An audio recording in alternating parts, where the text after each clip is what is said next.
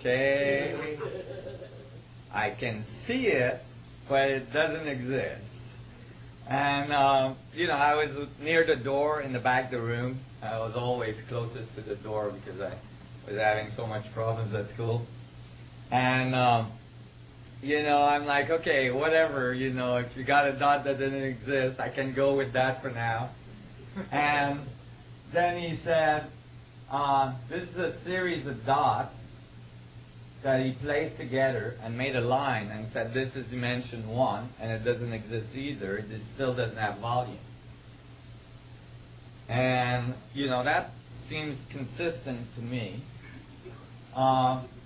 Then he placed a bunch of lines that are made out of dots together, made a plane, called it 2D, and said this is the dimension that that your comic strips lives in. It still doesn't exist. It still doesn't have volume. Well, until then, although, it was kind of a bizarre approach, it was consistent. But then he did something that seemed like a miracle. He grabbed 6 of these planes and put them together on the blackboard, made a cube, and said, this is dimension 3, 3D, that one you exist in.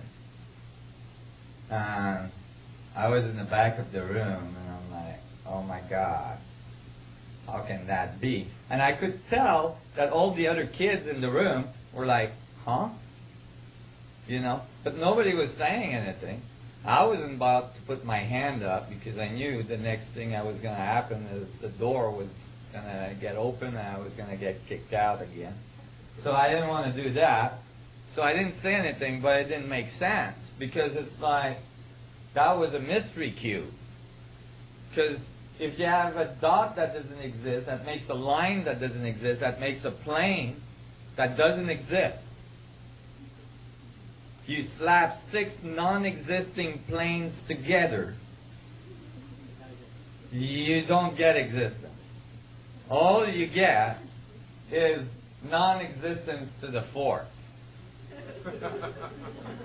Okay? It's got nothing to do with existence. You just have got a bunch of non-existing dots together, so nothing exists. And that was not logical. And I have a tendency to be an extremely logical human being. And it turns out that Buckminster Fuller, I found out later, had the same problem at school. He wrote about it in his book. And he didn't understand how this worked neither, and he didn't thought it was correct. And actually, through my research, I found that this is an ancient riddle. It's mentioned in ancient manuscripts that are from the Middle East and so on, and there is all sorts of treaties about this problem, although this problem is the foundation of our understanding of physics and dimensions. And all of our knowledge is actually based on it. And it creates a lot of problems. This simple riddle that is unsolved has generated a whole set of distortion in our societies and in the way we do physics and the way we understand the universe and how we relate to it. And we're going to see that today. We're going to see this error just come back and bite us in the butt every time we come around the corner. You all following this? Yeah. Well, okay. Well, I was going home from my school that night, and I had an hour and a half bus ride back home. And that's because I kept on getting kicked out of the schools closest to my home. So I had to go further and further, and some physicists once told me, actually, I was furthering my education that way. And I thought that was true because I had all this time to think when I was in the bus. So I was thinking and thinking, and I was going in this bus, and I'm like, I'm not living another day without solving this. I had no idea that nobody had been able to solve this or anything like that. Nobody told me it was not solvable. Nobody told me I shouldn't be working on this when I was 10. So I was in my bus going, I cannot survive another day on this planet without knowing what the heck a dimension is. And what is this dimension I'm in? And what are these other dimensions I'm experiencing, or these other energies I'm experiencing, and so on.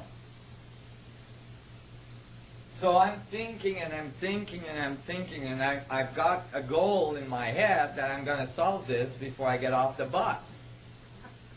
So I'm, the bus is getting crowdier, and, it's like more and more people in there, and it's getting really kind of tight. I'm like sitting on this little bench, and I'm getting squashed, and I'm getting really uncomfortable, and I'm trying to think about all this, and I'm like, I got to find a solution. And at one point I thought, well, maybe I should like try to get my mind out of this bus, because it's just getting too crowded in here.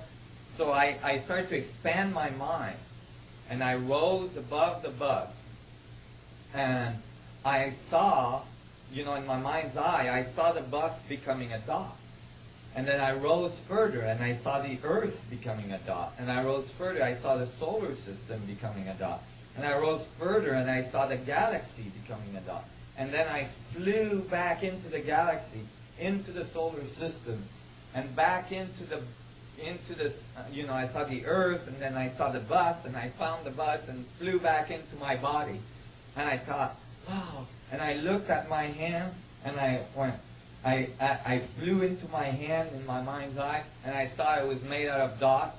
I didn't know those were called cells, And then I flew into one of the cells in my mind's eye, and I saw that cell had to be made of thousands of little dots we call atoms. And I flew into, actually, billions of little dots we call atoms. And then I flew into one of those dots, and I saw that inside the atom there was a whole bunch of other dots in the middle, and so on.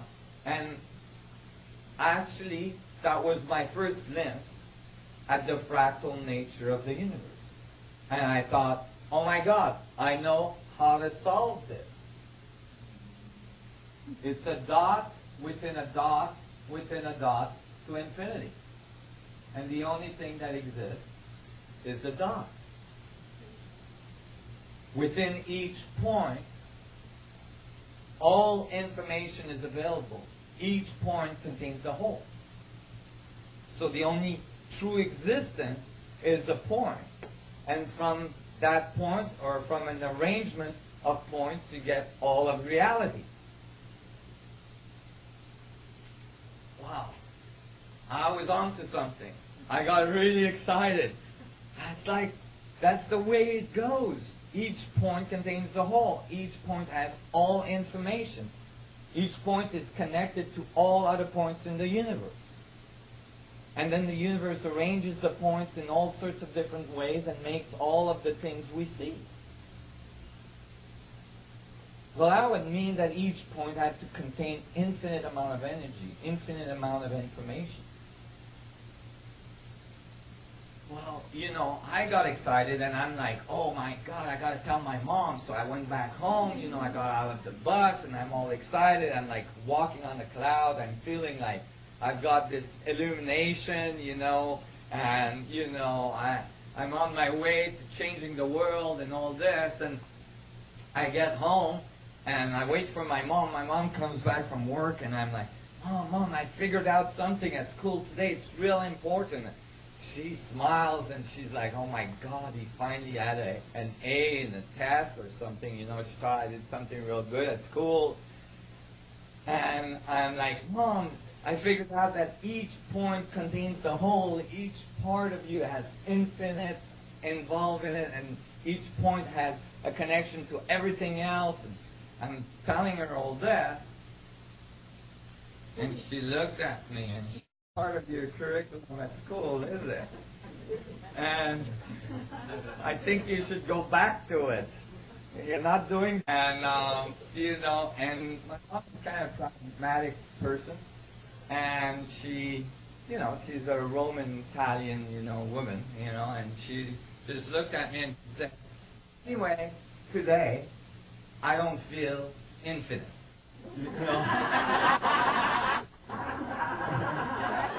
I'm not feeling infinite, so why don't you just go back to your curriculum, Go do your homework or something. And at time, I got disappointed. It crushed me. I was like, oh my God, she's right. How can a point contain the whole if a point has a finite boundary? If the body has a finite boundary, how can it have infinity in it? So I was like, oh, I gotta go back to the drawing